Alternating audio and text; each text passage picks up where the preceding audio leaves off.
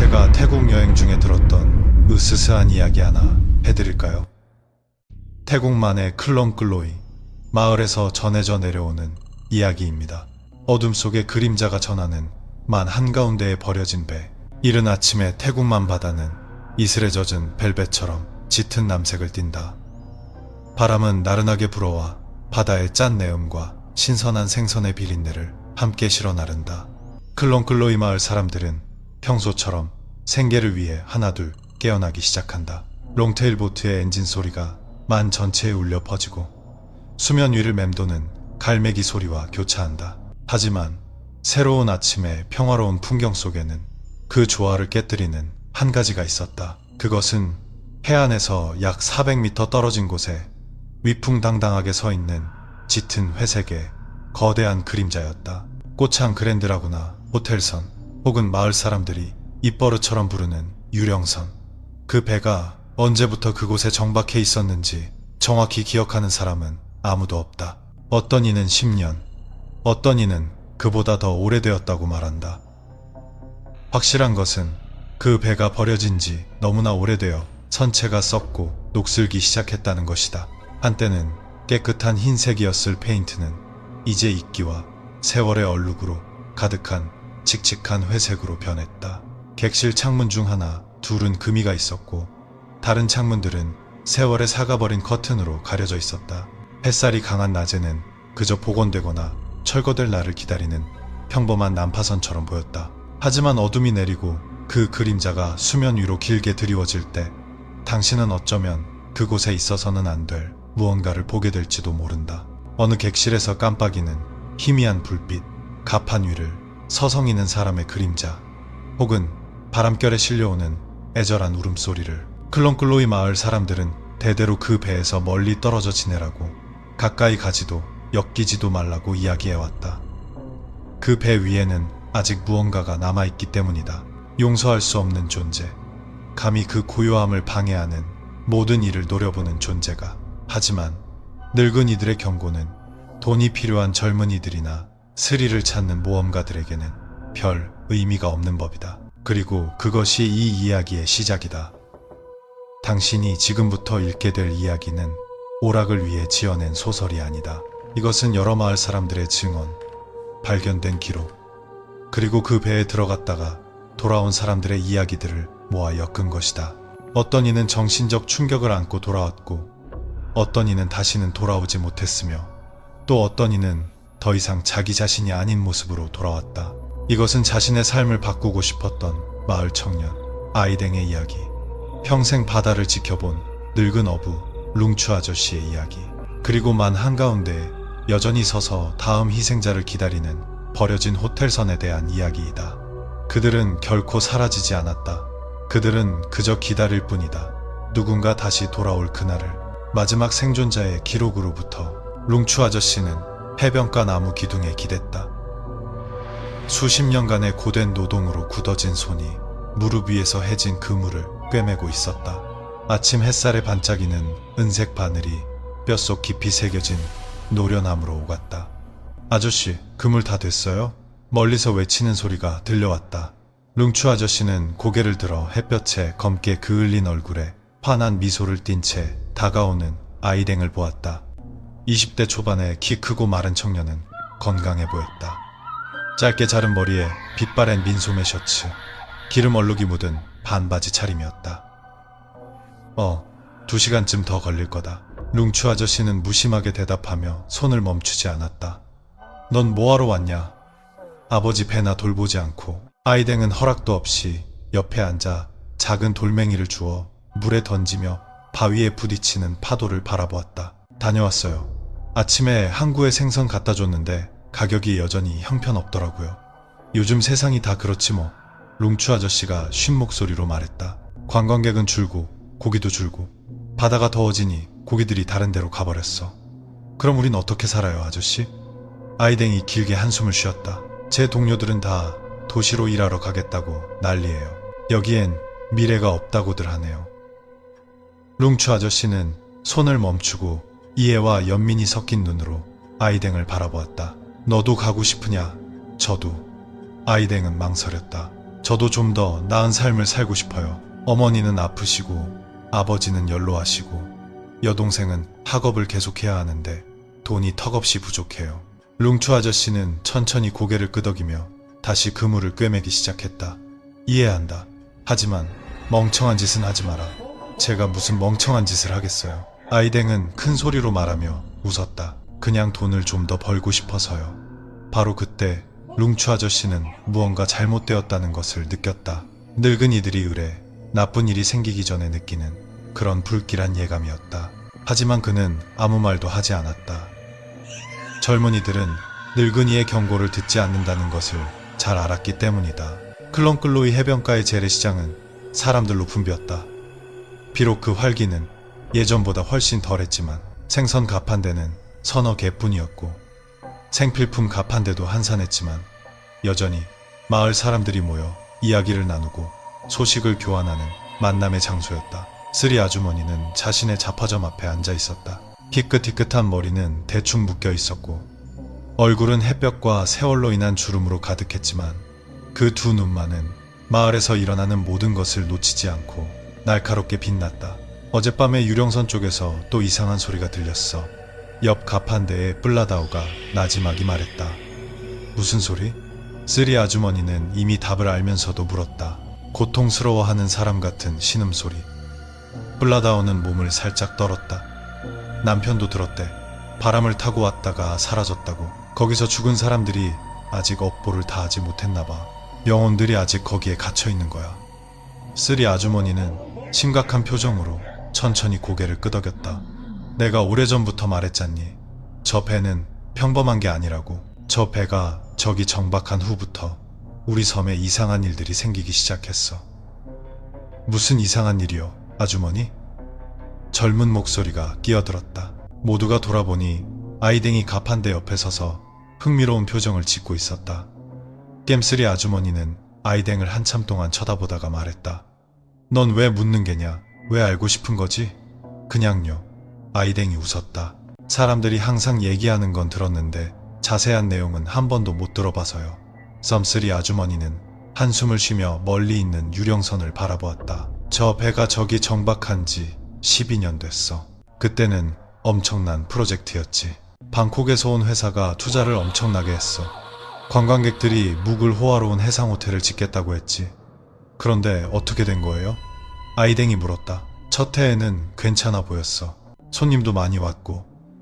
하지만 첫 해 10번째 달에 객쓰리 아주머니는 말을 멈췄다. 목소리가 무겁게 가라앉았다. 객실에서 손님 3명이 죽었어. 주변이 조용해졌다. 사고라고들 했지만 배에서 일했던 마을 사람들은 아니라고 했어. 섬쓰리 아주머니가 말을 이었다. 이상한 걸 보고 이상한 소리를 들었다고들 했지. 그 후로 상황은 점점 나빠졌어. 다치는 사람, 실종되는 사람이 생기더니 결국 회사는 문을 닫았지. 저 배는 그렇게 버려진 거야. 그 후에 들어간 사람도 있었어요? 아이댕이 물었다. 블라다오가 움찔했다. 있었지. 겁없는 10대들이나 사진 찍으러 몰래 들어간 관광객들이. 그 사람들은 어떻게 됐어요? 어떤 애들은 멀쩡히 돌아왔고 어떤 애들은 좀 찜찜해하며 돌아왔어. 제쓰리 아주머니가 대답했다. 하지만 3년 전에 들어갔던 젊은 녀석 하나는 그 후로 미쳐버렸지.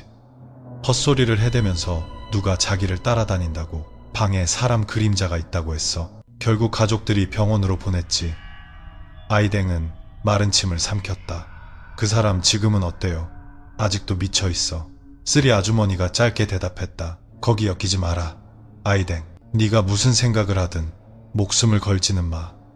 아이댕은 의미 없는 미소를 지었다. 그냥 궁금해서요, 아주머니. 아무 생각 없어요. 하지만 베쓰리 아주머니는 그의 눈 속에서 어떤 빛을 보았고 그것이 그녀를 불안하게 만들었다. 그날 오후 아이댕은 홀로 부둣가에 앉아 만 한가운데 위풍당당하게 서 있는 버려진 호텔선을 바라보았다. 햇빛이 선체에 부딪혀 빛바랜 색깔이 마치 하얀 뼈처럼 보였다. 그는 아침에 깁쓰리 아주머니가 한 이야기와 그동안 들어왔던 소문들을 생각했다. 하지만 그의 마음을 더 크게 차지한 것은 사흘 전에 들었던 소식이었다. 방콕에서 온 한 무리의 사람들이 꼬창에 왔다는 것. 그들은 고미술품 수집가들이었고 버려진 호텔선에 들어가 물건을 가져다 줄 사람을 찾고 있었다. 그들은 엄청난 돈을 지불할 의향이 있었다. 작은 물건 하나에 5만 바트, 가치 있는 것이라면 20만 바트, 그리고 그들이 지정한 물건을 찾아내면 50만 바트를 50만. 아이댕은 심장병으로 비싼 약을 먹어야 하는 어머니를 생각했다. 허리가 굽도록 힘들게 일하는 아버지를 생각했다. 똑똑해서 대학에 가야 마땅한 여동생을 생각했다. 50만 바트만 있으면 그 모든 문제를 해결할 수 있었다. 무슨 생각하냐? 아이댕은 깜짝 놀라 돌아보았다. 룽추 아저씨가 옆에 와 서 있었다. 손에는 작은 담배가 들려 있었고 옅은 연기가 바람에 흩날렸다. 아무 생각 안 해요. 아이댕이 서둘러 대답했다. 거짓말 마라. 룽추 아저씨가 차분하게 말했다. 내 얼굴에 다 쓰여 있어. 아주 멍청한 짓을 하려는 참이지. 아이댕은 유령선을 바라보며 침묵했다. 방콕 사람들 소식 들었지? 룽추 아저씨가 물었다. 배에 들어갈 사람 고용한다는 놈들 말이다. 아이댕은 천천히 고개를 끄덕였다. 룽추 아저씨는 길게 한숨을 쉬었다. 내 말 잘 들어라. 돈이 그렇게 중요한 건 아니야. 네 목숨이 더 소중해. 하지만요 아저씨. 아이댕이 돌아보았다. 전 돈이 필요해요. 어머니는 아프시고 가족들은 도움이 필요해요. 제가 아무것도 안 하면 그들은 어떻게 살아요? 이해한다. 룽추 아저씨가 말했다. 하지만 너도 이해해야 해. 어떤 것들은 돈보다 더 비싼 대가를 치러야 한다는 걸. 아저씨는 귀신이 무서우세요? 아이댕이 단도직입적으로 물었다. 룽추 아저씨는 잠시 침묵하다가 말했다. 난 귀신이 무서운 게 아니다. 우리의 이해를 넘어서는 존재가 두려운 거지. 난 평생 바다 위에서 살았어. 설명할 수 없는 이상한 것들을 많이 봤지. 하지만 저 배는 그는 유령선을 가리켰다. 다른 곳들과는 달라. 난 느낄 수 있어. 저기엔 뭔가 좋지 않은 게 있어. 그래도 전 선택의 여지가 없어요. 아이댕이 나지막이 말했다. 룽추 아저씨는 그를 한참 동안 바라보다가 말했다. 정말로 가야겠다면 나랑 3가지를 약속해야 한다. 아이댕은 경청하는 눈빛으로 바라보았다. 첫째, 밤에는 가지 마라. 햇살이 가장 강한 대낮에 가거라. 룽추 아저씨가 말했다. 둘째, 네 것이 아닌 것은 아주 작은 것이라도 가져오지 마라. 셋째, 뭔가 잘못됐다고 느껴지면 즉시 뛰쳐나와. 망설이지 말고. 아이댕은 고개를 끄덕였다. 약속할게요. 언제 갈 거냐? 아직 몰라요. 내일일 수도 있고 다음 주일 수도 있고요. 룽추 아저씨는 걱정 가득한 눈으로 유령선을 돌아보았다. 네가 마음을 바꾸길 바란다. 하지만 바꾸지 않는다면 부디 무사히 돌아오길 바란다. 돌아올게요. 아이댕은 자신있게 말했지만 그 말이 사실이 될지는 알 수 없었다. 그날 밤 아이댕은 잠을 이루지 못했다. 그는 단층 목조주택의 작은 방 돗자리 위에 누워 있었다. 옆방에서 들려오는 아버지의 코 고는 소리와 어머니의 가벼운 기침 소리가 그의 마음을 아프게 했다. 그는 버려진 호텔선과 자신이 받게 될 돈, 가족의 삶을 바꿀 기회를 생각했다. 하지만 룽추 아저씨의 경고, 범쓰리 아주머니의 이야기, 배에 들어갔다가 미쳐버린 청년의 이야기도 떠올랐다. 두려운가? 물론 두려웠다. 하지만 그 두려움은 절박함보다 작았다. 그는 해야만 했다. 다른 길은 없었다. 아이댕은 일어나 앉아 창가로 걸어갔다. 창밖으로 바다를 내다보았다. 하늘은 별들로 가득했지만 달은 없었다. 그윽한 밤이었다. 그리고 그때 그는 그것을 보았다. 버려진 호텔선 위에 희미한 불빛, 2층이나 3층쯤이었다. 곧 꺼질 듯한 등불처럼 주황빛이 섞인 붉은 빛이 깜빡거렸다. 심장이 거세게 뛰었다. 그저 환상일까? 그는 눈을 비비고 다시 보았다. 불빛은 여전히 그곳에 있었다. 하지만 그것은 마치 누가 손전등을 들고 걷는 것처럼 배의 복도를 따라 움직였다. 그리고는 사라졌다. 어둠이 다시 배를 뒤덮었다. 아이댕은 날씨가 따뜻함에도 불구하고 몸속으로 스며드는 한기를 느꼈다. 그는 창가에서 물러나 돗자리로 돌아가 이불을 뒤집었었다. 하지만 동이 틀 때까지 잠을 이루지 못했다. 그리고 그 밤 내내 그는 마치 무언가가 먼 곳에서, 만 한가운데의 유령선에서 자신을 지켜보고 있는 듯한 느낌을 받았다. 사흘이 지났다. 아이댕은 평범하게 살려고 노력했다. 아침에는 아버지와 함께 배를 타고 나가고 시장에서 생선을 팔고 집안일을 도왔다. 하지만 버려진 호텔선과 그가 얻을 수 있을지도 모르는 돈에 대한 생각은 머릿속에서 떠나지 않았다. 그러던 어느 날 그에게 전화가 걸려왔다. 안녕하세요. 아이댕 씨 맞으신가요? 정중해 보이는 남자의 목소리가 표준어로 말했다. 네, 맞는데요. 누구시죠? 아이댕은 경계하며 물었다. 제 이름은 온입니다. 항구에서 일하는 당신 친구에게서 번호를 받았습니다. 제가 제안할 일에 관심이 있을 것 같다고 하더군요. 아이댕의 심장이 거세게 뛰었다. 무슨 일인데요? 전화로는 얘기하기가 좀 그렇군요. 내일 시간 있으십니까? 직접 만나서 이야기하고 싶습니다. 저는 까이베 해변 근처 호텔에 묵고 있습니다. 아이댕은 망설였다. 아마 관심이 가실 만한, 그리고 수익도 꽤 좋은 일입니다. 온의 목소리는 유혹적이었다. 하지만 먼저 만나야 합니다. 전화로는 불편하네요. 내일 오후 이 시에 해변가 카페에서 어떠십니까? 온이 물었다. 30분만 시간을 내주시면 됩니다. 관심 없으시면 그냥 헤어지면 되고요. 아이댕은 한참 생각했다. 알겠습니다. 내일 오후이시오. 좋습니다. 내일 뵙죠, 아이댕 씨. 실망하지 않으실 겁니다. 전화가 끊겼다.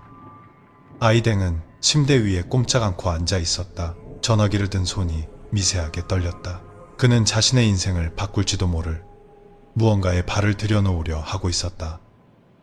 하지만 그것이 좋은 쪽으로 바뀔지 나쁜 쪽으로 바뀔지는 아직 알 수 없었다. 다음날 오후 아이댕은 정시에 해변가 카페에 도착했다. 그는 가진 옷 중에 가장 좋은 셔츠를 입고 머리를 단정하게 빗었다. 심장은 세차게 뛰었지만 애써 전문가처럼 보이려 노력했다. 오는 구석 테이블에 앉아 있었다. 40대 초반의 마른 체형에 차색 렌즈 안경을 쓰고 흰색 반소매 셔츠를 입은 단정한 모습이었다. 그는 아이댕이 들어오는 것을 보고 손을 흔들었다. 아이댕 씨, 맞으시죠? 앉으세요. 온은 친절하게 웃었다. 아이댕이 앉았다. 안녕하세요. 뭐 마실 거라도 주문하시죠. 제가 사겠습니다. 온이 제안했다. 됐습니다. 무슨 일로 보자고 하셨는지 듣고 싶습니다. 아이댕이 단도직입적으로 말했다. 온은 활짝 웃었다. 이렇게 솔직한 분이 좋습니다. 시간 낭비할 필요 없으니까요. 그는 몸을 숙여 서류 가방을 꺼내 무릎 위에 올려놓았다. 만 한가운데 있는 버려진 호텔선 아시죠? 아이댕은 천천히 고개를 끄덕였다. 좋습니다. 저와 제 친구들은 고미술품 수집가입니다. 우리는 그 배 안에 있는 물건들에 관심이 있습니다. 온이 나지막이 말했다. 우리가 오랫동안 찾아온 물건 몇 가지가 있는데 아직 그 배 안에 있다고 믿고 있습니다. 그럼 왜 직접 들어가지 않으시죠? 우리는 들어갈 수 없습니다. 온이 대답했다. 그 배는 현재 채권자 소유로 법적 분쟁 중에 있습니다. 우리가 들어가면 문제가 생기죠. 하지만 당신 같은 현지인은 들어갈 수 있습니다. 아무도 주목하지 않죠. 그래서 제가 뭘 하길 원하시는데요. 온은 서류철을 꺼내 여러 장의 사진을 보여주었다. 이것들이 우리가 찾는 물건들입니다.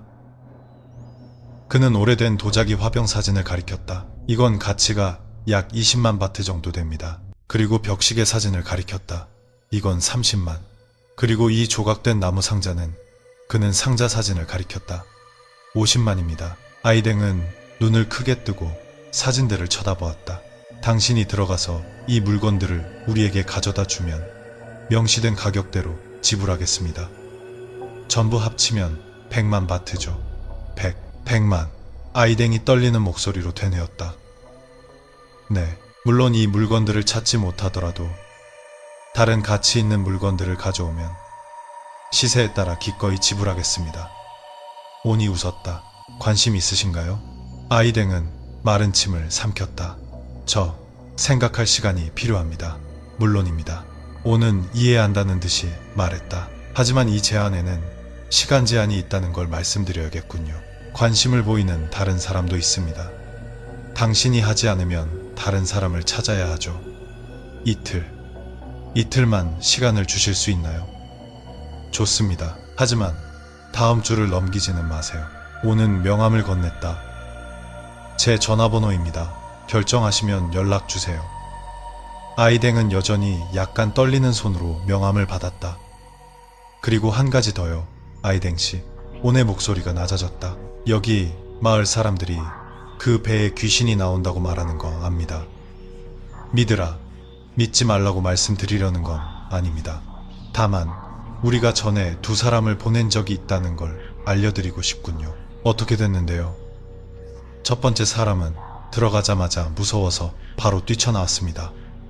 아무것도 못 가져왔죠. 온이 대답했다. 두 번째 사람은 더 용감했습니다. 들어가긴 했는데 우리가 찾는 건 아무것도 없었다고 하더군요. 그냥 자잘한 것들만 좀 가져왔습니다. 그 사람 뭐 이상한 거라도 봤대요. 온은 잠시 침묵했다. 이상한 소리를 들었다고는 했습니다. 하지만 아무것도 보지는 못했다고. 아마 바람이나 파도 소리였겠죠. 아시겠지만 그런 큰 배에서는 을에 이상한 소리가 나기 마련이니까요. 아이댕은 그 말을 믿어야 할지 확신이 서지 않았다. 신중하게 생각해 보시길 바랍니다. 온이 일어섰다. 이건 좋은 기회입니다.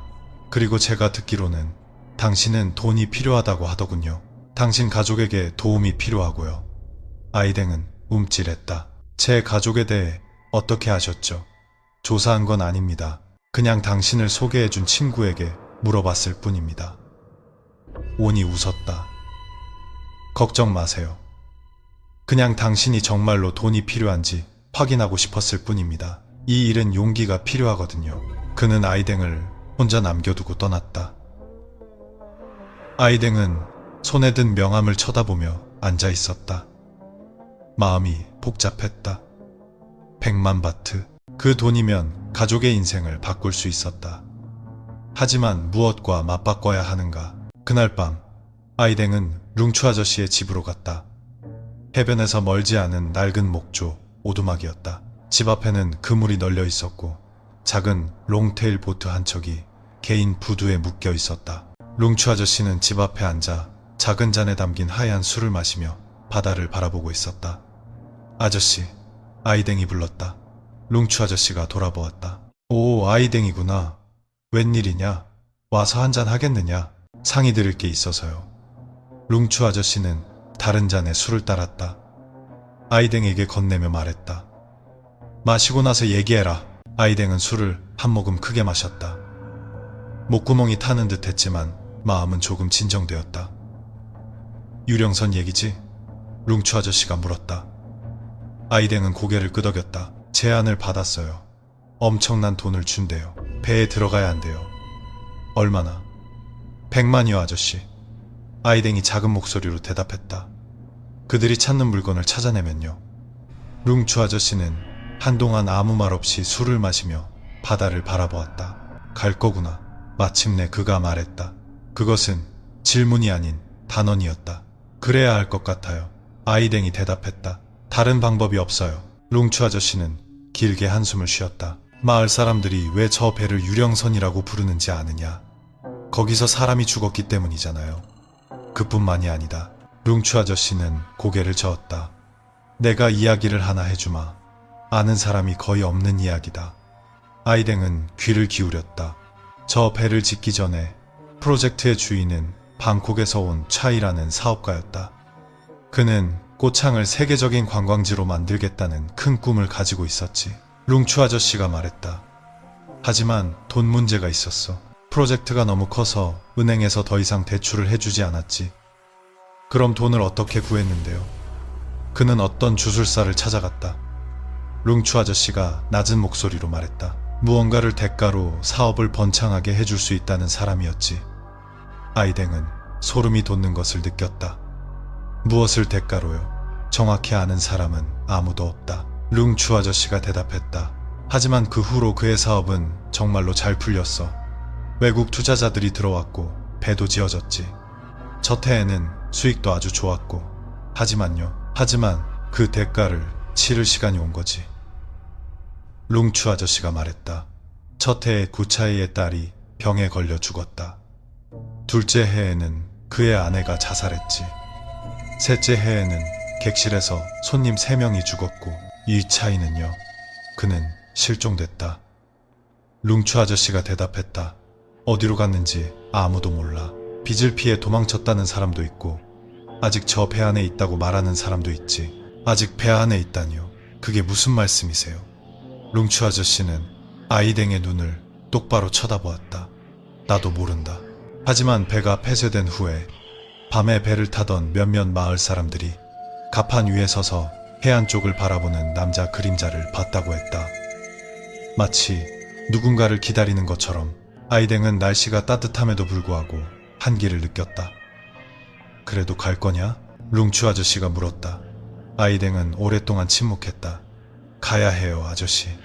무슨 일이 있더라도 전 그 돈이 필요해요. 룽추 아저씨는 고개를 끄덕였다. 알겠다. 그렇다면 내가 최대한 도와주마. 그는 일어나 집 안으로 들어갔다가 여러 물건을 가지고 나왔다. 이거.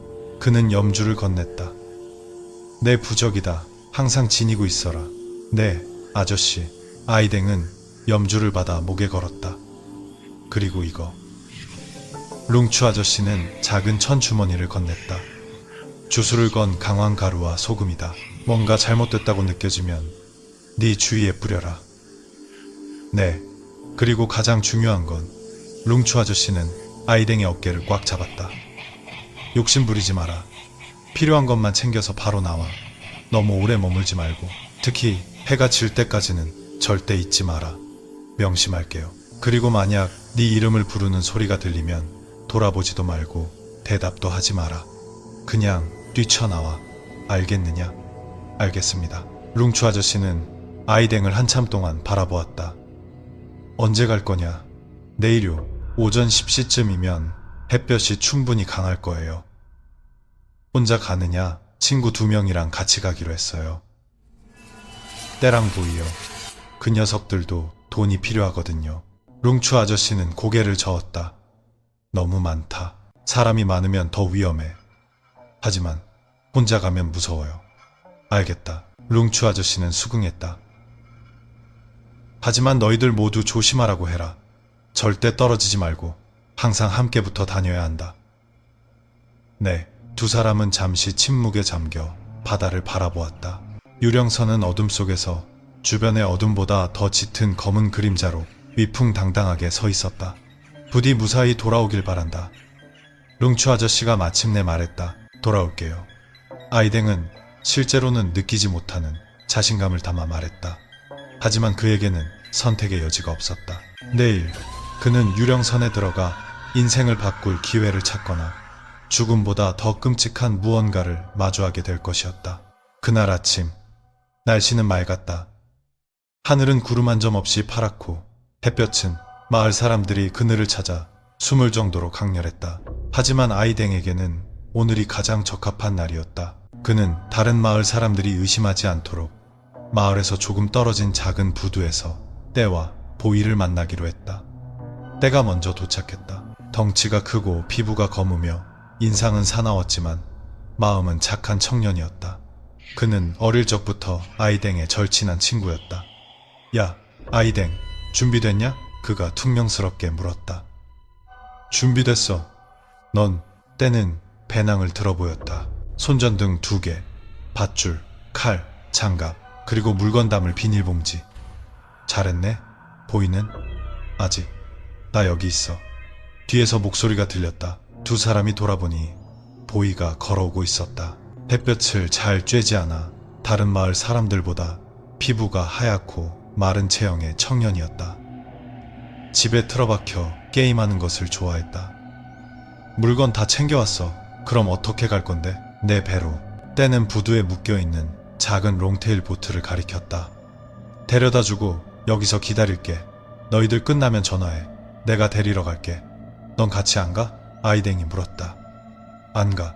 난 배를 지켜야지. 무슨 일 생기면 너희들이 바로 도망칠 수 있게. 때가 대답했다. 아이댕은 고개를 끄덕였다. 알았어. 수고비는 약속한 대로 4등분이다. 때가 말했다. 배 몫으로 내가 1 사갖고 너희 셋이서 3, 4 나눠. 알았지? 오케이. 보이가 말했다. 그럼 가자. 오래 기다릴수록 더 무서워지니까. 무서우면 가지마, 임마. 때가 웃었다. 누가 무섭대? 그냥 조심하자는 거지. 보이가 쏘아붙였다. 그들은 배에 올라탔다. 때가 엔진 시동을 걸자만 전체에 시끄러운 소리가 울려 퍼졌다. 롱테일 보트는 하얀 물보라를 일으키며 바다로 나아갔다. 아이댕은 앞자리에 앉아 점점 가까워지는 버려진 호텔선을 바라보았다. 심장이 점점 더 세차게 뛰었다. 룽추 아저씨가 준 염주가 목에서 무겁게 느껴졌다. 강황가루와 소금을 담은 천주머니도 바지 주머니에 있었다. 그는 준비가 되었다. 적어도 그렇게 생각했다. 배는 버려진 호텔선으로 천천히 다가갔다. 가까워질수록 그 낡은 모습이 더 선명하게 보였다. 한때는 깨끗한 흰색이었을 선체는 이제 칙칙한 회색으로 변했고 녹이 곳곳을 파고들었으며 페인트는 조각조각 벗겨져 있었다. 대부분의 객실 창문은 삭은 커튼으로 가려져 있었고 몇몇은 금이 가 있었다. 발코니의 나무 난간은 부러져 구부러졌고 계단 난간은 끊어져 있었다. 젠장, 진짜 무섭게 생겼네. 보이가 중얼거렸다. 이제 와서 뺄 거냐? 때가 물었다. 아니, 그냥 무섭다고 했지 못 들어가겠다고는 안 했어. 보이가 대답했다. 배는 아래층 갑판에서 내려오는 계단으로 다가갔다. 낡은 철제 계단에는 녹색 해초와 이끼가 가득했다. 조심해, 계단 부러질 수도 있어. 때가 경고했다. 아이댕이 먼저 계단에 발을 디뎠다.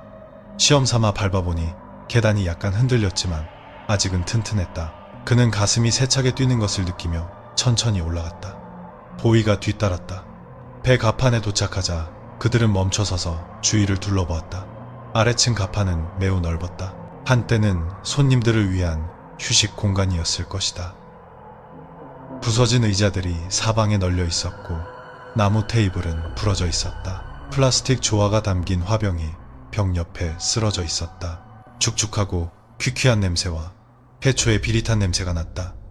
엄청 조용하네. 보이가 낮은 목소리로 말했다. 뭘 기대한 거야? 누가 환영이라도 해줄 줄 알았어? 아이댕은 농담을 하려 했지만 목소리에는 자신감이 없었다. 아니, 근데 너무 조용해. 보이가 대답했다. 갈매기 소리도 안 들리고 파도 소리도 안 들려. 이상해.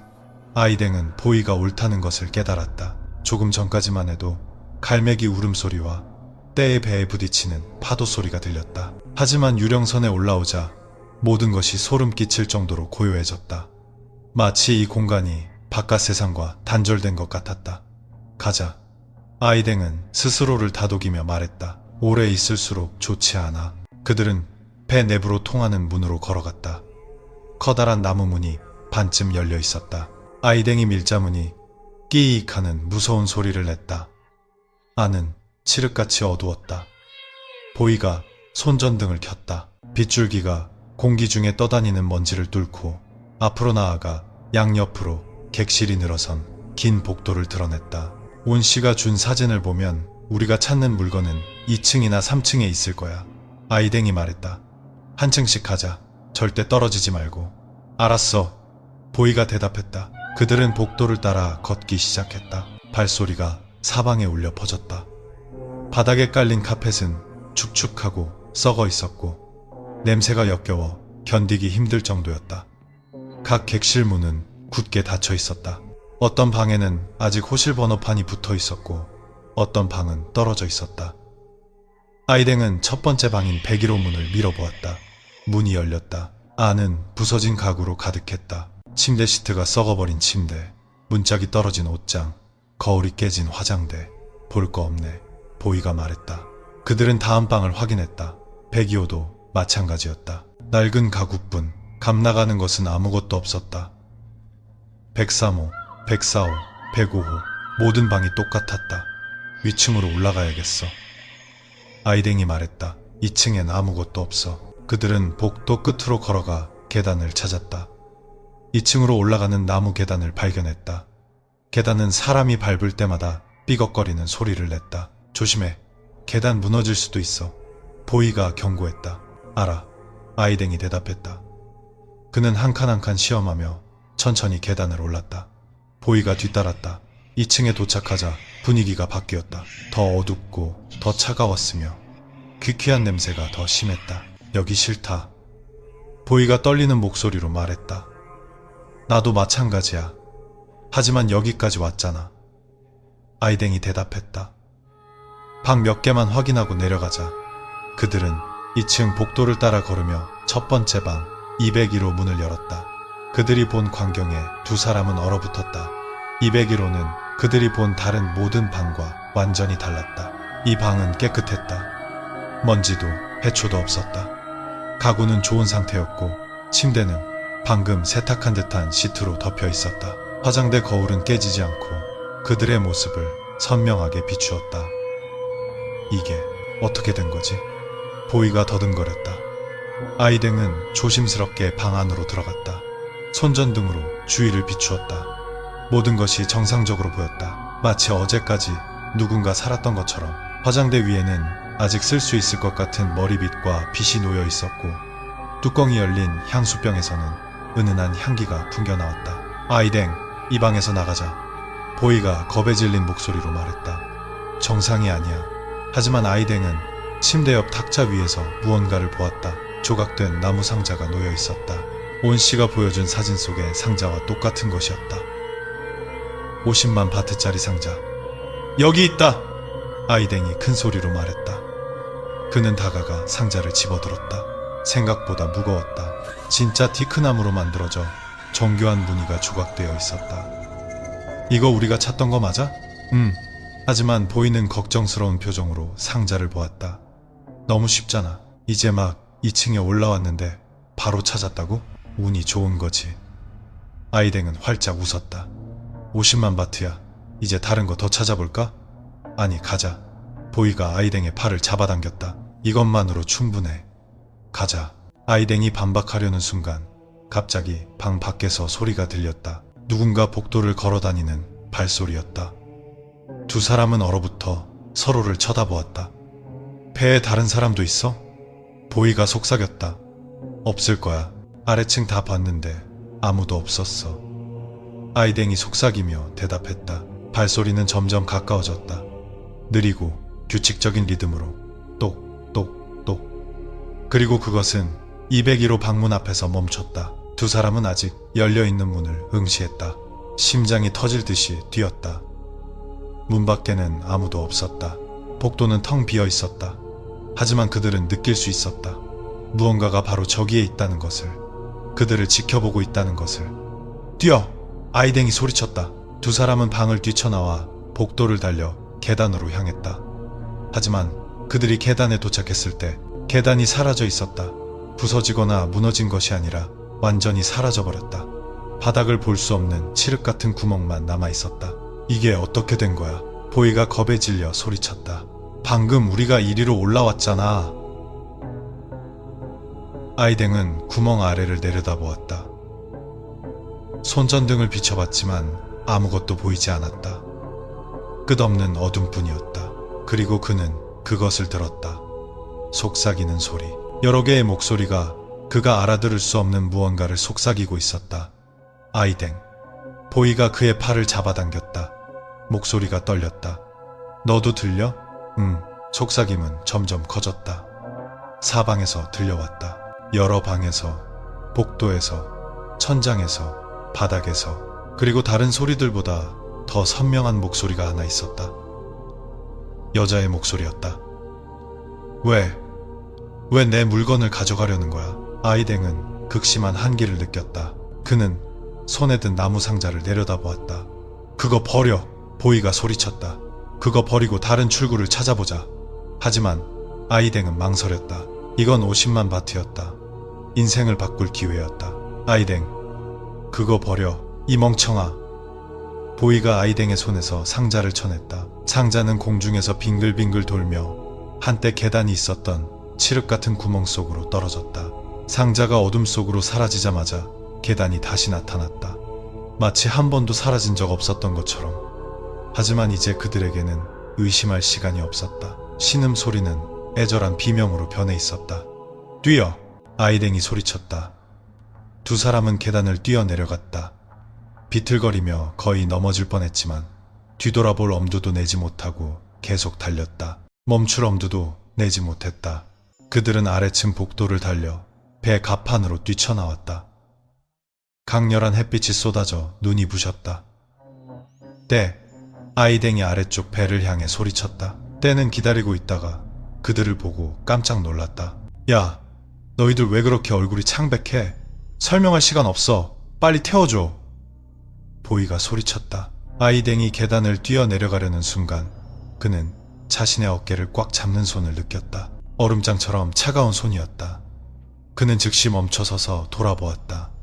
아무도 없었다. 하지만 그는 느낄 수 있었다. 무언가가 바로 그곳에 있다는 것을, 숨소리가 들릴 만큼 가까이에 서 있다는 것을. 아이댕, 뭐해? 빨리 와! 보이가 계단 아래에서 소리쳤다. 아이댕은 마른 침을 삼키며 그곳에 있는 존재에게 등을 보이지 않으려 천천히 뒷걸음질 쳤다. 계단에 다다르자 그는 몸을 돌려 최대한 빨리 뛰어내려 때의 배 위로 뛰어들었다. 빨리 가! 가자고! 때는 아무것도 묻지 않고 즉시 엔진 시동을 걸었다. 배는 빠르게 멀어졌다. 아이댕은 버려진 호텔선을 돌아보았다. 2층 갑판 위에 검은 그림자가 서 있었다. 형태가 뚜렷하지 않은 그림자였지만 그는 그것이 그들을 따라다 보고 있다는 것을 알았다. 배는 무사히 해안에 도착했다. 그들은 부두로 뛰어올랐다. 다리가 후들거려 거의 서 있을 수 없었다. 무슨 일이야? 때가 물었다. 너희들 얼굴이 꼭 귀신 본 것 같아. 진짜 봤어. 보이가 소리쳤다. 깨끗해서는 안 될 방, 사라진 계단, 속삭이는 소리. 아이댕, 말해줘. 아이댕은 부두 바닥에 주저앉았다. 손이 멈추지 않고 떨렸다. 그는 설명할 말을 찾으려 했었다.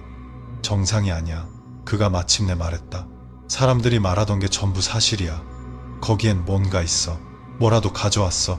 때가 물었다. 가져왔다가 버려야 했어. 보이가 대답했다. 아이댕이 나무 상자를 꺼내자 이상한 일들이 일어나기 시작했어. 그걸 버려야만 빠져나올 수 있었어. 때는 동정 어린 눈으로 아이댕을 바라보았다. 안 됐네. 아무것도 못 얻고 아이댕은 고개를 저었다. 아무것도 못 얻은 데다 죽을 뻔했어. 그럼 이제 어떻게 할 거야? 때가 물었다. 모르겠어. 아이댕이 대답했다. 그는 극심한 절망감을 느꼈다. 인생을 바꿀 기회는 사라져버렸다. 온 씨한테 전화해서 못하겠다고 해야지 그 사람들이 믿을까? 보이가 물었다. 우리가 무서워서 도망쳤거나 물건을 빼돌려서 다른 데 팔았다고 생각할지도 몰라. 그렇게 생각하라고 해. 아이댕이 말했다. 난 다시는 안 가. 돈을 얼마를 준대도 세 사람은 잠시 침묵에 잠겼다. 집에 가자. 때가 마침내 말했다. 내일 어떻게 할지 생각하자. 그들은 각자의 집으로 흩어졌다. 아이댕은 몸과 마음이 모두 지친 채 걸었다. 하지만 그는 이야기가 아직 끝나지 않았다는 것을 몰랐다. 버려진 호텔선에서 일어난 일은 시작에 불과했다. 그날 밤 아이댕은 잠을 이루지 못했다. 눈을 감을 때마다 200일 호실의 모습이 떠올랐다. 나무 상자, 배 갑판 위에 검은 그림자, 속삭이는 소리가 들렸다. 왜 내 물건을 가져가려는 거야? 그는 일어나 앉았다. 온몸이 땀으로 젖어 있었다. 방은 칠흑같이 어두웠고 창문을 통해 희미한 달빛만이 들어왔다. 그리고 그는 그것을 보았다. 방구석의 그림자. 그림자를 만들 만한 것이 아무것도 없었기에 그곳에 있어서는 안 될 그림자였다. 그 그림자는 움직였다. 천천히 일어서더니 사람과 비슷한, 하지만 부자연스럽게 뒤틀린 형태를 갖추었다. 아이댕은 소리치고 싶었지만 목소리가 나오지 않았다. 도망치고 싶었지만 몸이 움직이지 않았다. 그림자는 점점 가까이 다가왔다. 귓가에서 속삭이는 소리가 들릴 때까지 내 물건을 돌려줘. 아이댕은 자신의 비명소리에 잠에서 깼다. 그는 돗자리 위에 앉아 숨을 헐떡였다. 주위에는 아무것도 없었다. 방구석은 텅 비어 있었다. 악몽일 뿐이야. 그는 스스로에게 말했다. 악몽일 뿐이야. 하지만 마음속 깊은 곳에서는 그것이 단순한 악몽이 아니라는 것을 알았다. 무언가가 그를 따라왔다. 다음날 아침, 아이댕은 보이의 집으로 갔다. 보이의 어머니가 문을 열어주었다. 얼굴에 걱정이 가득했다. 아이댕이구나. 보이가 좀 안 좋아. 방에 누워있어. 그녀가 말했다. 들어가 봐도 될까요, 아주머니? 그래. 들어가서 밥 좀 먹으라고 해봐. 어젯밤부터 아무것도 안 먹으려고 하네. 아이댕은 어두컴컴한 방으로 들어갔다. 커튼이 굳게 닫혀 있었다. 보이는 침대에 누워 이불을 머리끝까지 뒤집어 쓰고 있었다. 보이, 나왔어. 아이댕이 불렀다. 보이는 대답이 없었다. 아이댕은 가까이 다가가 이불을 걷었다. 보이는 천장을 응시하며 누워 있었지만 아무것도 보지 못하는 것 같았다. 얼굴은 창백했고 눈밑 다크서클이 짙었다. 보이, 너 아파? 아이댕이 물었다. 보이는 고개를 돌렸지만 눈빛은 텅 비어 있었다. 나 봤어. 뭘 봤는데? 그림자. 그게 날 따라왔어. 내 방에 있어. 보이가 나지막이 말했다. 매일 밤 저기 서서 날 계속 쳐다봐. 아이댕은 소름이 돋았다. 너 지금도 보여? 보여. 내 등 뒤에 서 있어. 아이댕은 재빨리 돌아보았다. 아무것도 없었다. 하지만 목덜미에서 차가운 기운을 느꼈다. 보이, 너 병원에 가봐야 해. 아이댕이 말했다. 의사는 소용없어. 보이는 슬프게 웃었다. 이건 의사가 고칠 수 있는 게 아니야. 내가 그들의 물건을 가져왔어. 이제 그들이 날 데리러 온 거야. 하지만 우리 그거 버렸잖아. 소용없어. 보이가 말했다. 우리가 그곳에 들어갔고 그것을 만졌어. 그것만으로 충분해. 그럼 룽추 아저씨한테 가보자. 아이댕이 말했다. 아저씨는 방법이 있을지도 몰라. 가. 보이가 말했다. 하지만 소용없을 거야. 아이댕은 보이를 일으켜 부축하며 집을 나섰다. 보이의 어머니는 놀라 어디 가냐고 물었지만 아이댕은 병원에 데려간다고만 말했다. 룽추 아저씨의 집으로 가는 동안 보이는 계속 중얼거렸다. 따라오고 있어. 계속 따라와. 한 번도 떠난 적이 없어. 아이댕은 보이가 말할 때마다 점점 더 두려워졌다. 그 자신도 비슷한 느낌을 받기 시작했기 때문이다. 무언가가 자신을 따라다니며 항상 지켜보고 있는 듯한 느낌을. 룽추 아저씨는 집에 있었다. 두 사람의 얼굴을 보자마자 좋지 않은 일이 생겼다는 것을 직감했다. 들어와서 앉아라. 그가 심각한 목소리로 말했다. 아이댕은 보이를 부축해 앉히고 배에 들어간 것부터 나무 상자를 발견한 것, 계단이 사라진 것, 속삭이는 소리, 그리고 자신이 꾼 악몽까지 모든 것을 룽추 아저씨에게 이야기했다. 룽추 아저씨는 경청하며 점점 더 표정이 굳어졌다. 너희들 가판 위에서 그림자를 봤지? 룽추 아저씨가 물었다. 아이댕은 고개를 끄덕였다. 그리고 내려올 때 누가 어깨를 잡는 것 같은 느낌도 받았고, 네, 아주 선명하게 느꼈어요. 룽추 아저씨는 길게 한숨을 쉬고 일어섰다. 이리저리 걸어다니며 말했다. 이거 큰일 났군. 아주 큰일 났어. 뭐가요, 아저씨? 아이댕은 대답이 두려웠지만 물었다. 그 배에 있는 것은 단순한 영혼이 아니다. 룽추 아저씨가 말했다. 그것은 탐욕과 원한, 그리고 죽음에서 태어난 존재다. 그것은 그 배에 깃들어 있어 불려왔기 때문에, 만들어졌기 때문에. 누가 불렀는데요? 배 주인 대차이가. 룽추 아저씨가 대답했다. 그는 부자가 되기 위해 의식을 치렀다. 하지만 그 의식에는 재물이 필요했지. 고통스럽게 죽은 사람의 영혼이. 그는 일부러 배에서 사람이 죽는 상황을 만들었어. 그 영혼들이 배에 깃들어 불을 가져다 주도록. 하지만 그는 부자가 되지 못했잖아요. 사업이 망했는데요. 그가 실수를 했기 때문이다. 룽추 아저씨가 말했다. 그 의식은 올바른 방법으로 치러야 했다. 그가 잘못했기 때문에 불려온 영혼은 그를 따르지 않았다. 그것은 위험한 존재가 되었고 자신들을 방해하는 모든 일을 삼키는 존재가 된 것이다. 그럼 이제 저희는 어떻게 해야 해요?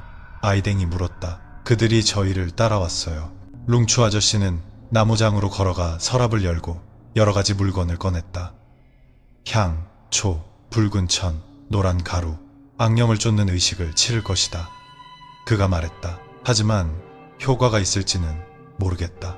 너희를 따라온 존재는 매우 강하거든.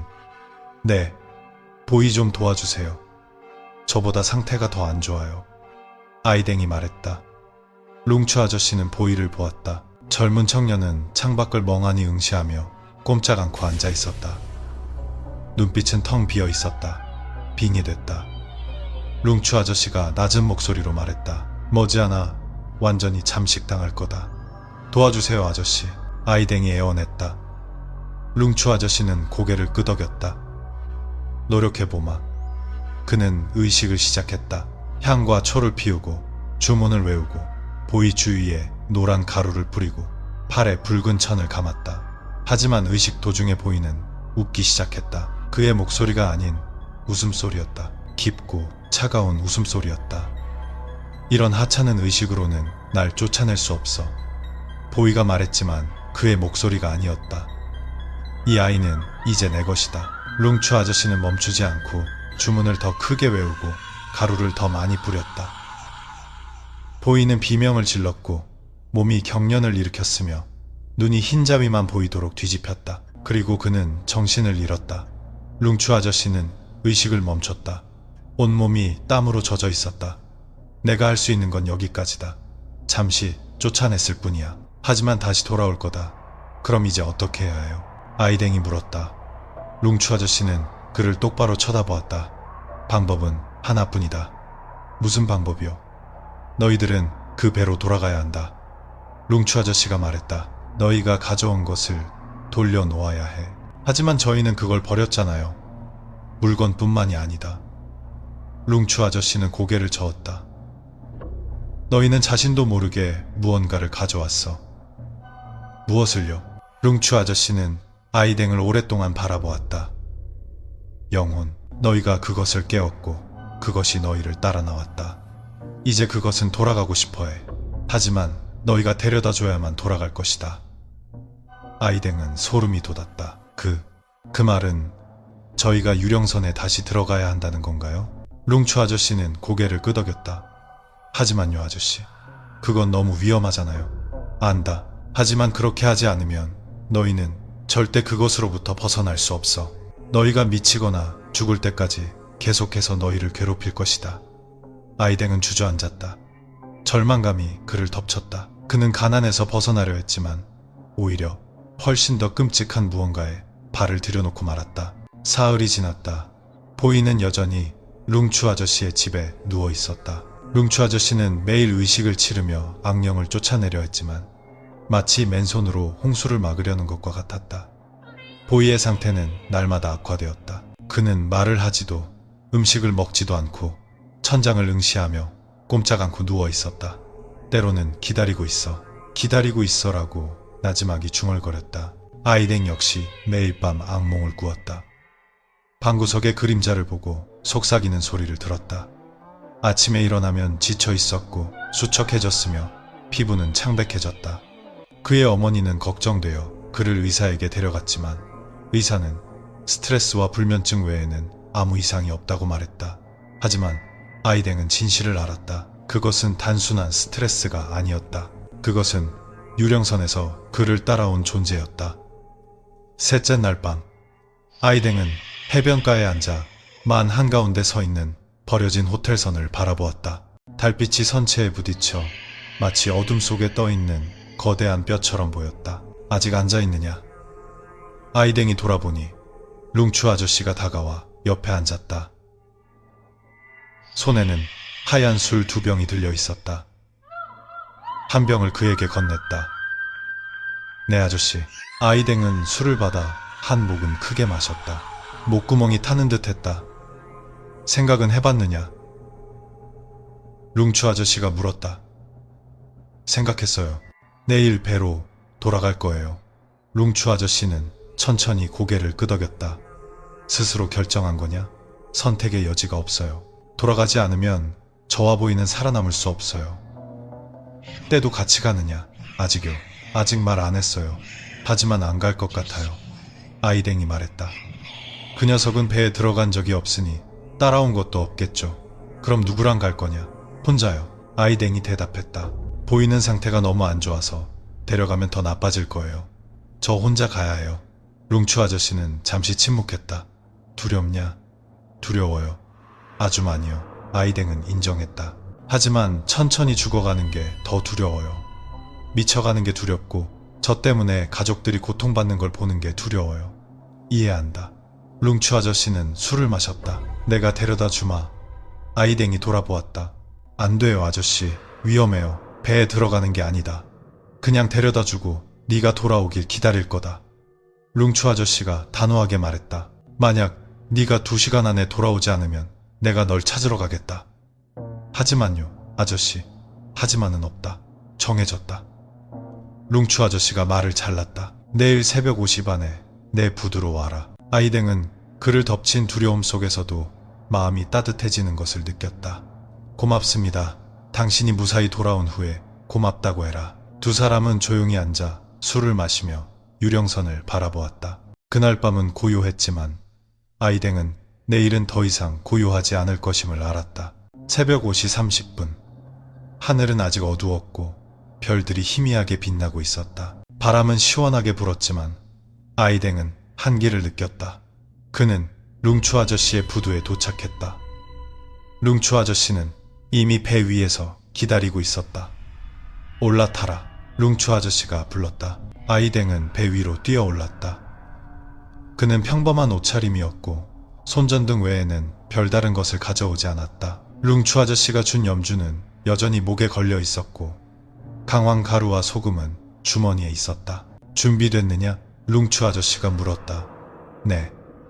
룽추 아저씨가 엔진 시동을 걸자 배는 아직 어두운 바다를 향해 나아갔다. 엔진 소리와 배에 부딪히는 파도 소리만이 들렸다. 아이댕은 앞을 바라보았다. 버려진 호텔선의 거대한 그림자가 점점 가까워졌다. 심장이 세차게 뛰고 입이 마르고 손이 떨렸다. 기억해라. 룽추 아저씨가 엔진 소리를 뚫고 큰 소리로 말했다. 필요 없는 것은 절대 만지지 마라. 네가 보는 어떤 것과도 말하지 마라. 네 이름을 부르는 소리가 들려도 대답하지 마라. 네, 아저씨. 그리고 가장 중요한 건 2시간 이상 머물지 마라. 그 안에 나오지 않으면 네가 없는 것으로 간주하겠다. 아이댕은 마른 침을 삼켰다. 네, 배는 호텔 선 옆 철제 계단에 도착했다. 룽추 아저씨는 속도를 줄여 배를 가까이 댔다. 내려가라. 룽추 아저씨가 말했다. 여기서 기다리겠다. 아이댕은 고개를 끄덕였다. 그는 배 가장자리로 가서 축축하고 미끄러운 계단을 바라보았다. 내려가기 전에 그는 돌아보았다. 아저씨, 만약 제가 돌아오지 않으면 넌 돌아올 거다. 룽추 아저씨가 짧고 단호하게 말했다. 아이댕은 억지 미소를 짓고는 돌아서서 계단을 오르기 시작했다. 높이 올라갈수록 룽추 아저씨의 배 엔진 소리는 작아졌고 파도 소리도 사라졌다. 오직 고요함만이 남았다. 지난번처럼 소름 끼치는 고요함이었다. 그는 배 갑판에 도착해 주위를 둘러보았다. 모든 것이 그대로였다. 부서진 의자들이 널려 있었고 부러진 나무 테이블, 퀴퀴하고 축축한 냄새. 하지만 한 가지 다른 점이 있었다. 이번에는 그 혼자였다. 보이도 친구도 없었다. 오직 그와 이 배 안에 있는 존재뿐이었다. 아이댕은 심호흡을 하고 내부로 통하는 문으로 걸어갔다. 문은 마치 그를 초대하듯 활짝 열려 있었다. 그는 어둠 속으로 발을 들여놓았다. 배 안은 지난번보다 더 칠흑같이 어두웠다. 그의 손전등 빛은 마치 어둠이 빛을 삼키는 것처럼 약해 보였다. 아이댕은 아래층 복도를 조심스럽게 걸었다. 그의 발소리가 사방에 울려 퍼졌다. 갑자기 그가 멈춰섰다. 바로 앞에 복도 한가운데에 물건이 놓여 있었다. 조각된 나무 상자. 지난번에 그들이 버렸던, 한때 계단이었던 칠흑 같은 구멍 속에 있어야 할 그 상자였다. 하지만 지금 그것은 여기에 복도 한가운데에 놓여 있었다. 마치 그를 기다리고 있었던 것처럼. 아이댕은 가까이 다가가 손전등을 상자에 비추었다. 모든 것이 그대로였다. 흠집 하나, 손상된 곳 하나 없었다. 그는 몸을 숙여 그것을 집으려 손을 뻗었지만 즉시 멈췄다. 룽추 아저씨의 경고를 떠올렸다. 필요 없는 것은 절대 만지지 마라. 그는 손을 거두고 상자를 넘어 계단으로 향했다. 2층으로 천천히 올라갔다. 계단은 그가 밟을 때마다 삐걱 소리를 냈다. 2층은 지난번보다 더 어두웠지만 그는 길을 기억했다. 그는 201 호실로 직진했다. 방문은 굳게 닫혀 있었다. 지난번에는 열려 있었는데 지금은 단단히 닫혀 있었다. 아이댕은 손을 뻗어 문 손잡이를 잡았다. 얼음장처럼 차가웠다. 그는 문 손잡이를 돌려 문을 밀었다. 문이 끼익 하는 긴 소리를 내며 천천히 열렸다. 방 안은 지난번과 모든 것이 똑같았다. 먼지 하나 없이 깨끗한 방, 단정하게 정리된 침대, 반짝이는 거울. 하지만 한 가지가 추가되어 있었다. 화장대 앞에 앉아있는 사람, 검은 긴 머리에 흰 옷을 입은 여자가 그에게 등을 돌린 채 천천히 머리를 빗고 있었다. 아이댕은 숨이 멎은 채 얼어붙었다. 여자는 여전히 머리를 빗으며 돌아보지 않았지만 그는 거울 속에서 그녀의 얼굴을 보았다. 창백한 얼굴, 텅 빈 눈, 벌어진 입. 왜 또 왔지? 방 안에서 속삭이는 소리가 들렸다. 아이댕은 도망치고 싶었지만 이곳에 온 목적을 기억해냈다. 그는 자신이 가져간 것을 돌려주러 왔다. 하지만 그는 아무것도 가져가지 않았지 않은가? 물건을 돌려주러 왔어요. 아이댕은 룽추 아저씨가 어떤 것과도 말하지 말라고 했음에도 불구하고 떨리는 목소리로 말했다. 무엇이든 가져갈 생각은 없었어요. 여자는 천천히 머리 빗는 것을 멈췄다. 그녀가 돌아보았다. 눈동자 없는 눈이 그를 응시했다. 넌 가져갔어. 제가 무엇을요? 말씀해주세요. 돌려드릴게요. 여자는 그를 향해 손가락을 들어 올렸다. 창백하고 부자연스럽게 긴 손가락이었다. 우리의 평온을. 아이댕은 이해할 수 없었다. 어떻게 돌려드려야 할지 모르겠어요. 제발 알려주세요. 여자는 천천히 일어섰다. 몸이 뒤틀리며 그에게 다가왔다. 영원히 우리와 함께 있어. 아이댕은 뒷걸음질 쳤다. 안 돼요. 전 죽지 않았어요. 살아있다고요. 그 아이도 살아있었지. 하지만 우리와 함께 있어. 아이댕은 움찔했다. 그 아이라니. 보이 말인가요? 여자는 웃었다. 벌어진 잎 사이로 썩은 검은 이빨이 드러났다. 아래층으로 가서 봐. 그리고 그녀는 처음부터 그곳에 없었던 것처럼 공기 중으로 사라졌다. 아이댕은 숨을 헐떡이며 방에 홀로 서 있었다. 심장이 세차게 뛰었다. 아래층이라니 무슨 의미일까?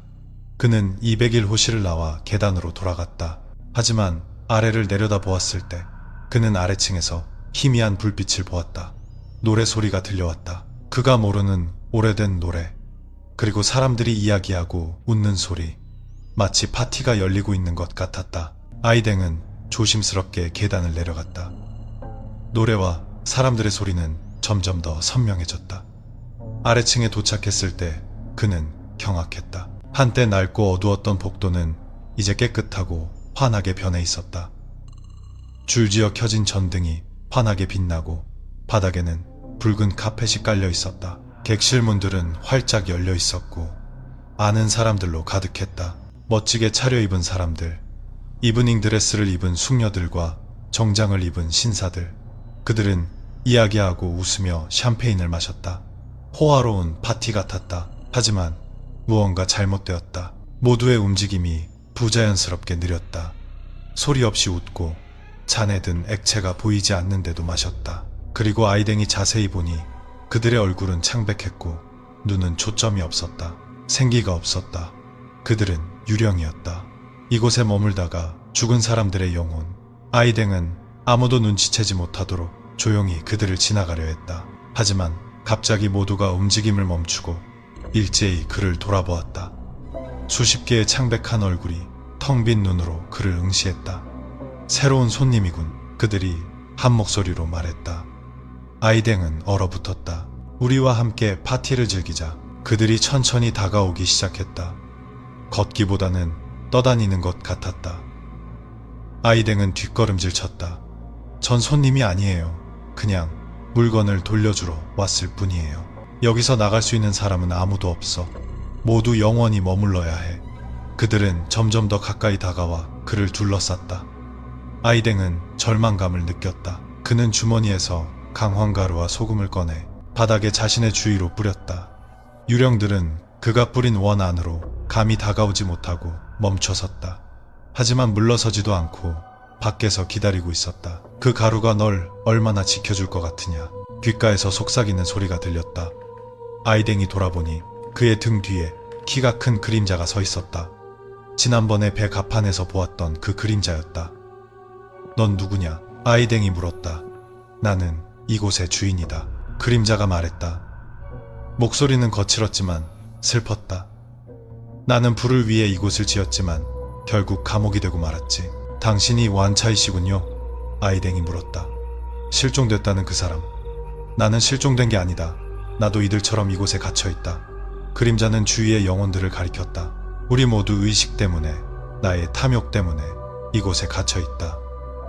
아이댕은 두려우면서도 연민을 느꼈다. 그럼 제가 어떻게 도와드릴 수 있을까요? 어떻게 하면 당신들을 자유롭게 해드릴 수 있죠? 그림자는 잠시 침묵했다. 방법은 하나뿐이다. 무슨 방법이요? 재물을 파괴하는 것. 재물이라니요? 그게 어디 있는데요? 그림자는 아래를 가리켰다. 배 밑 엔진실에 의식상자가 있다. 그것을 파괴하면 저주가 풀리고 우리 모두 자유로워질 것이다. 아이댕은 그림자가 가리키는 방향을 보았다. 제 친구는요? 보이는 무사할까요? 제 시간에 파괴하면 그는 살 것이다. 하지만 늦으면 그도 우리 중 하나가 될 것이다. 아이댕은 결심했다. 엔진실로 가는 길을 알려주세요. 그림자는 복도 끝을 가리켰다. 계단을 내려가 끝까지 가라. 하지만 조심해. 다른 존재가 기다리고 있다.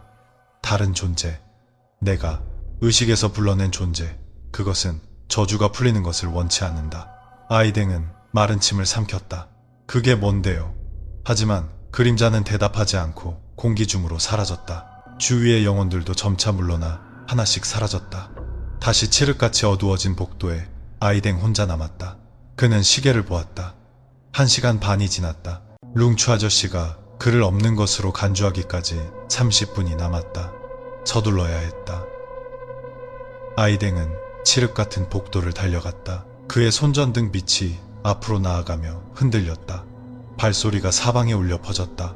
그는 아래층으로 내려가는 좁은 계단을 발견했다. 녹슨 철제 계단이었지만 아직은 튼튼했다. 그는 조심스럽게 내려갔다. 깊이 내려갈수록 공기는 더 축축해지고 비릿한 냄새와 기름 냄새가 진해졌다. 배의 가장 아래층은 다른 층과 완전히 달랐다. 이곳은 배의 밑바닥이었다.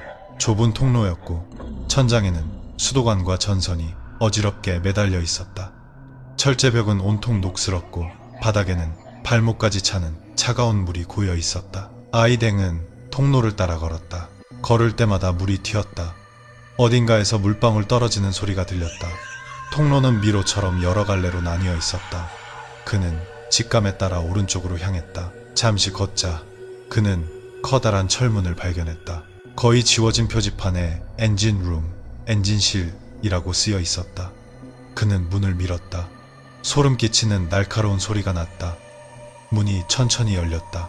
안은 매우 넓었고 부서진 거대한 엔진들로 가득했다. 파이프와 기름통이 늘어서 있었고 물은 박보다 더 깊어 무릎까지 찼다. 아이댕은 손전등으로 주위를 비추며 그림자가 말한 의식상자를 찾았다. 그리고 그는 그것을 보았다. 방 중앙, 물 위로 솟아오른 검은 돌, 제단 위에 검은 나무 상자가 놓여 있었다.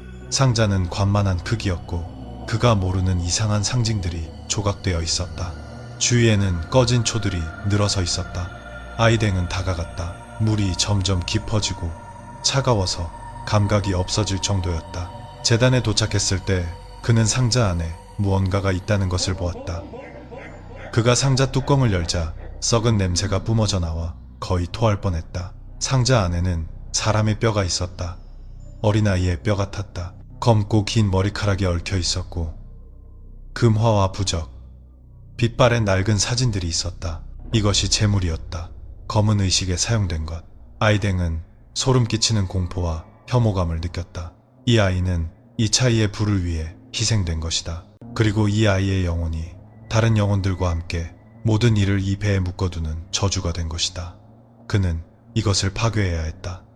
아이댕은 상자를 들어 올렸다. 생각보다 무거웠다. 그가 그것을 바닥에 내리치려 할 때 갑자기 물이 움직이기 시작했다. 바람 한 점 없는데도 그의 주위로 파문이 일었다. 물이 제단 주위로 원을 그리며 소용돌이 쳤고 무언가가 물 밑에서 솟아올랐다. 수많은 손, 그를 향해 뻗어나오는 창백한 손들이 그의 다리를 잡으려 했다. 아이댕은 놀라 뒷걸음질 쳤지만 그 손들은 무서울 정도로 강하게 그를 붙잡고 아래로 끌어당겼다. 그는 비틀거리며 물속에 빠졌다. 상자가 손에서 떨어져 나갔다. 차가운 물이 얼굴을 덮쳐 숨이 멎을 것 같았다. 그는 발버둥치며 일어나려 했지만 그 손들은 그를 더 깊이 끌어당겼다. 그는 물속을 내려다보았다. 수면 아래에 수많은 얼굴이 있었다. 고통으로 일그러진 얼굴들. 입을 크게 벌린 채 소리 없는 비명을 지르고 있었다. 그들은 그를 함께 끌고 내려가려 했다. 그가 그들의 일부가 되기를 원했다. 아이댕은 거의 포기할 뻔했다. 하지만 그때 그는 보이를 떠올렸다. 고통받고 있는 친구를, 그를 기다리는 가족을 떠올렸다. 그는 여기서 죽을 수 없었다. 아이댕은 마지막 힘을 쥐었자 온 힘을 다해 발버둥 쳤다. 그는 주머니에 남은 강황 가루와 소금을 꺼내 아직 물속에 있는 채로 주위에 뿌렸다. 가루가 물에 닿자마자 그 손들은 즉시 그를 놓아주었다. 물속의 영혼들이 움츠러들었다. 아이댕은 수면 위로 솟아올라 숨을 헐떡이며 기침을 해댔다. 그는 제단 위로 기어 올라가 상자를 집어들었다. 그것을 높이 들어 올린 후 제단 모서리에 온 힘을 다해 내리쳤다. 상자가 부서졌다. 안에 내용물이 튀어나왔다. 뼈는 산산조각 났고 금화는 흩어졌으며 검은 머리카락은 물 위로 떠다녔다. 갑자기 방 전체에 비명이 울려 퍼졌다. 수백 영혼의 비명이었다. 방이 흔들리기 시작했고 파이프가 터져 물이 뿜어져 나왔다. 부서진 상자에서 뿜어져 나온 붉은 빛이 천장을 뚫고 솟아올랐다. 아이댕은 팔로 얼굴을 가렸다. 빛이 너무 밝아 눈이 멀 것 같았다. 그리고는 꺼졌다. 모든 것이 조용해졌다. 물줄기가 멈추고 방의 흔들림도 멈췄다. 아이댕은 주위를 둘러보았다. 부서진 상자의 잔해는 더 이상 특별한 것이 아니었다. 그냥 낡은 나무 조각일 뿐이었다. 그는 해냈다. 아이댕은 서둘러 엔진실을 뛰쳐나왔다. 다리가 후들거리고 몸은 지쳤지만 이곳을 최대한 빨리 벗어나야 했다. 그는 어두운 통로를 달려 돌아가 계단을 오르고 아래층 복도를 달렸다. 가는 길에 그는 통로에 가만히 서 있는 여러 영혼을 보았다. 그들은 조금 전과는 다른 눈빛으로 그를 바라보았다. 분노도 굶주림도 없었다. 오직 감사함만이 있었다. 그가 201호실에서 보았던 여자가 복도 끝에 서 있었다. 그녀가 미소 지었다. 이번에는 평온한 미소였다. 고마워. 그녀가 속삭였다. 그리고 그녀는 사라졌다. 하나씩 모든 영혼이 사라졌다. 그들을 묶어두었던 저주에서 해방되어 배에서 사라졌다. 아이댕은 배 갑판으로 뛰쳐나왔다. 강렬한 햇살에 눈을 감아야 했다. 그는 아래에 있는 룽추 아저씨의 배를 보았다. 룽추 아저씨가 서서 그를 올려다보다가 그를 보고는 손을 흔들었다. 아이댕, 빨리 내려와. 아이댕은 계단을 뛰어내려가 배 위로 뛰어들었다.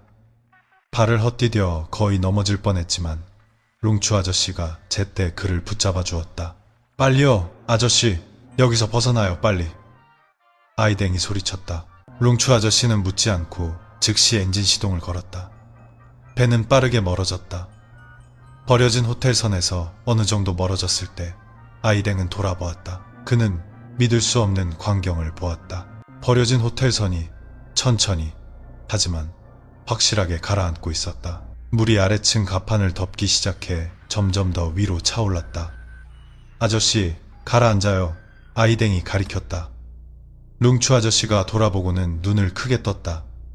세상에, 불과 몇 분 만에 10년 넘게만 한가운데 위풍당당하게 서 있던 호텔선이 서서히 바닷속으로 사라졌다. 물이 더 높이 차올라 창문을 덮고 갑판을 덮더니 마침내 완전히 잠겨버렸다. 그것이 있던 자리에는 잔 물결만이 일렁였다. 사라졌어. 아이댕이 나지막이 말했다. 정말로 사라졌어. 룽추 아저씨는 아무 말 없이 고요한 바다를 바라보았다. 이제 마을 사람들은 더 이상 유령선의 거대한 그림자를 보지 않게 될 것이다. 배는 해안에 도착했다. 아이댕은 즉시 부두로 뛰어내렸다. 보이는 어디 있어요, 아저씨? 그가 걱정스럽게 물었다. 내 집에 있다. 룽추 아저씨가 대답했다. 내 아내에게 돌봐달라고 했지. 아이댕은 룽추 아저씨의 집으로 달려갔다. 심장이 세차게 뛰었다. 그는 룽추 아저씨의 아내가 보이의 얼굴을 닦아주고 있는 방에서 돗자리 위에 누워있는 보이를 발견했다. 아이댕은 달려가 옆에 앉았다. 보이는 천천히 눈을 떴다. 이번에는 그의 눈이 예전처럼 어둡지 않고 맑았다. 아이댕? 보이가 나지막이 말했다. 이상한 꿈을 꿨어. 누가 내 이름을 부르면서 같이 가자고 했어. 근데 가까이서 들어보니 괜찮다고, 이제 갈 필요 없다고 하더라. 그들이 자유로워졌다고. 아이댕은 눈물을 흘리며 웃었다. 그들은 자유로워졌어. 그리고 너도 이제 안전할 거야. 너 무슨 일 하고 온 거야? 보이가 물었다. 왜 이렇게 흠뻑 젖었어? 이야기가 길어. 나중에 다 얘기해 줄게. 아이댕이 말했다. 지금은 쉬어. 보이는 고개를 끄덕이고 눈을 감았다.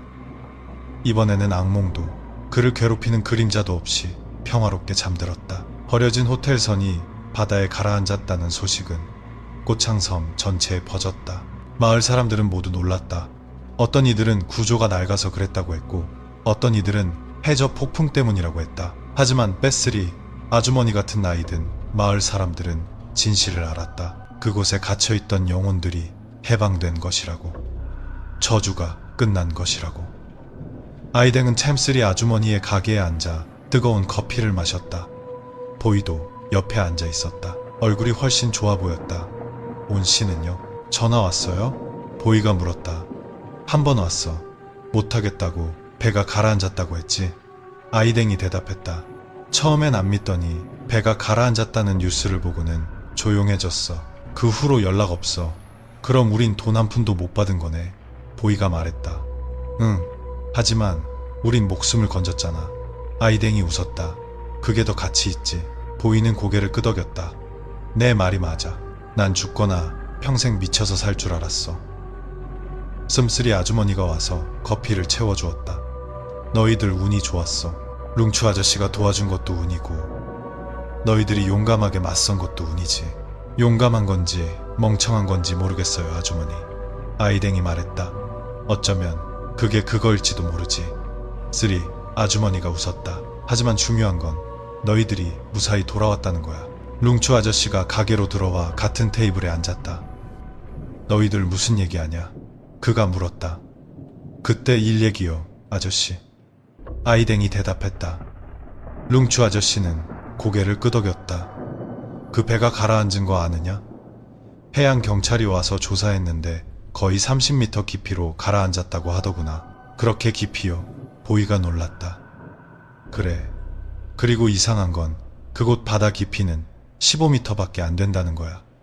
룽추 아저씨가 말했다. 마치 그 배가 해저를 뚫고 다른 차원으로 가라앉은 것 같았지. 모두가 침묵했다. 아마 있어야 할 곳으로 돌아간 거겠죠. 아이댕이 마침내 말했다. 악이 묻혀야 할 곳으로요. 룽추 아저씨는 아무 말 없이 커피를 마셨다. 그들은 잠시 조용히 앉아 바다를 바라보았다. 오후의 안다만 해는 맑은 푸른색이었고, 작은 파도가 평화롭게 해안으로 밀려왔다. 더 이상 유령선의 거대한 그림자는 없었다. 마을 사람들은 끔찍한 그림자를 보지 않고도 수평선을 바라볼 수 있게 되었다. 그래서 이제 너희들은 어떻게 할 거냐? 급슬이 아주머니가 물었다. 아직 돈은 필요하니? 아이댕은 웃었다. 네, 여전히 필요해요, 아주머니. 하지만 이번에는 올바른 방법으로 찾을 거예요. 요행을 바라지 않고 열심히 일해서요. 잘 생각했다. 룽추 아저씨가 말했다. 비싼 교훈이었지. 하지만 적어도 넌 배울 기회를 얻었잖니. 네, 아저씨. 아이댕은 고개를 끄덕였다. 저도 마찬가지예요. 보이가 말했다. 다시는 이렇게 목숨 걸고 위험한 짓 안 할 거예요. 학교로 돌아가서 졸업하고 일자리 구해서 차근차근 돈 모을 거예요. 듣기 좋구나. 금슬이 아주머니가 웃었다. 너희들은 아직 젊어. 시간은 많아. 그들은 계속해서 이야기를 나눴다. 분위기는 따뜻했고 삶은 다시 평범해졌다. 6개월 후 아이댕의 삶은 변했다.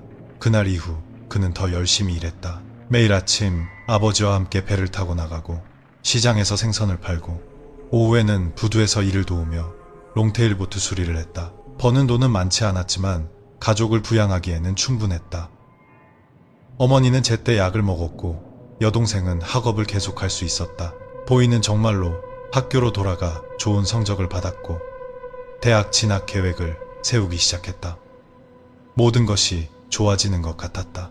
하지만 어떤 밤에는 아이댕은 여전히 유령선 꿈을 꾸었다. 칠흑 같은 복도, 201호실, 거울 앞에서 머리를 빗던 긴 머리 여자의 꿈을. 하지만 그는 더 이상 두렵지 않았다. 그들이 해방되었다는 것을 알았기 때문이다. 배가 가라앉은 지 6개월째 되던 어느 밤, 아이댕은 여느 때처럼 해변가에 앉아 한때 유령선이 있던만을 바라보았다.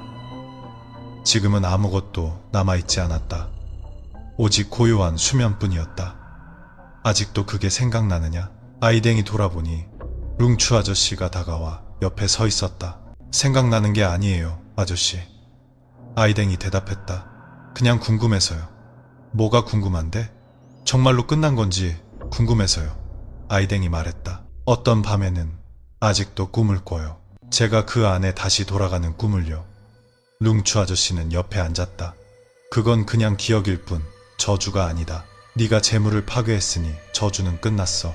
그럼 왜 저는 아직 무언가 끝나지 않은 것 같은 기분이 들까요? 룽추 아저씨는 잠시 침묵했다.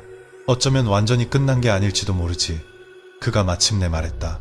그곳에서 일어났던 악, 죽은 이들의 고통은 그렇게 쉽게 사라지지 않는다.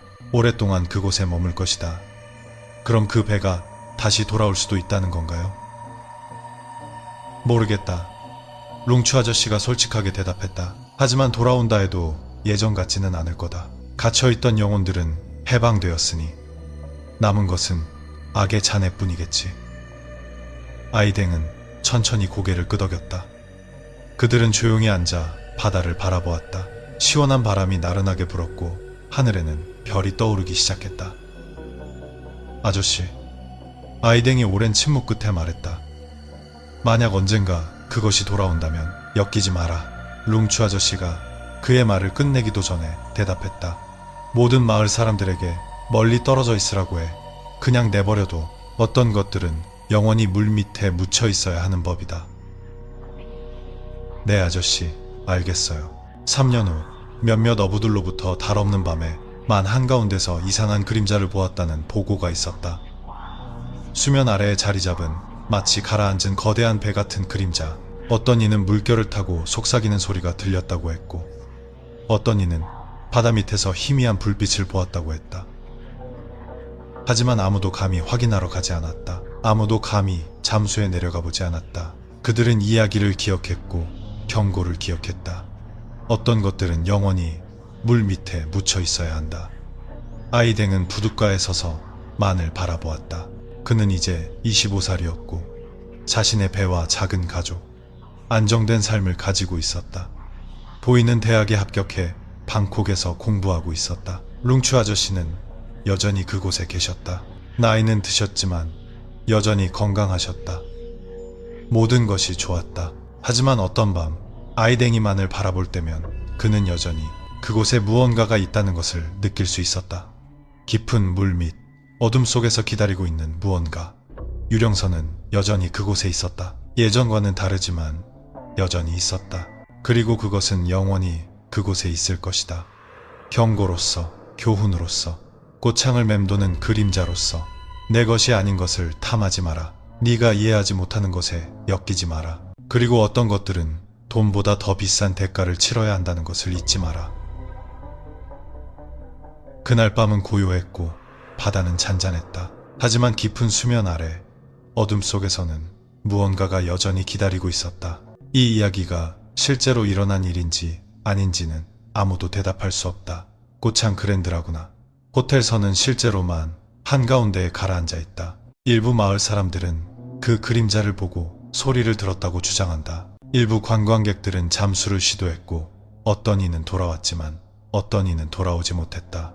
하지만 한 가지 확실한 것은 당신이 꽃창에 가서 그 새밤의 만을 바라본다면 당신도 그것을 보게 될지도 모른다는 것이다. 두 세계 사이에 떠있는 유령선의 그림자를, 다음 희생자를 영원히 기다리며